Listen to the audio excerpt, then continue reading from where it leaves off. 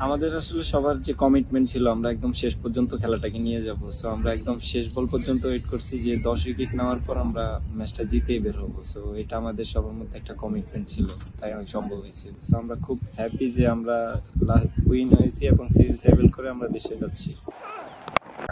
আমাদের আসলে সবার যে কমিটমেন্ট ছিল আমরা একদম শেষ পর্যন্ত খেলাটাকে নিয়ে যাব। সো আমরা একদম শেষ বল পর্যন্ত ওয়েট করছি যে 10 উইকেট নেওয়ার পর আমরা ম্যাচটা জিতেই বের হবো। সো এটা আমাদের সবার মধ্যে একটা কমিটমেন্ট ছিল, তাই অনেক সম্ভব হয়েছে জিতে। আমাদের আসলে এটা আমাদের ডু অর ডাই ম্যাচ হিসেবেই আমরা ধরে নিয়েছিলাম যে আমরা প্রথম ম্যাচটা হেরে গিয়েছি। সো এটা আমাদের কামব্যাক ম্যাচ ছিল। সো এটা আমাদের সিরিজ লেভেল হয়েছে। সো আমরা খুব হ্যাপি যে আমরা উইন হয়েছি এবং সিরিজ লেভেল করে আমরা দেশে যাচ্ছি।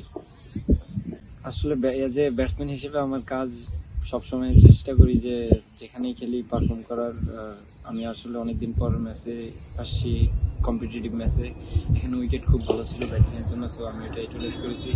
আর বোলিংটা আসলে আমি সবসময় চেষ্টা করি নেটে সবসময় বোলিং করার।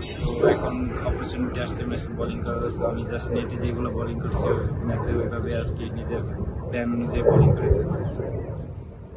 হ্যাঁ অবশ্যই, কারণ এটা আমার ফার্স্ট ক্লাস 5 উইকেট। সো আমি বলবো যে এটা আমার ক্যারিয়ারের সেরা বোলিং এবং আমার ক্যারিয়ারের one of the best match আমরা উইন হয়েছি।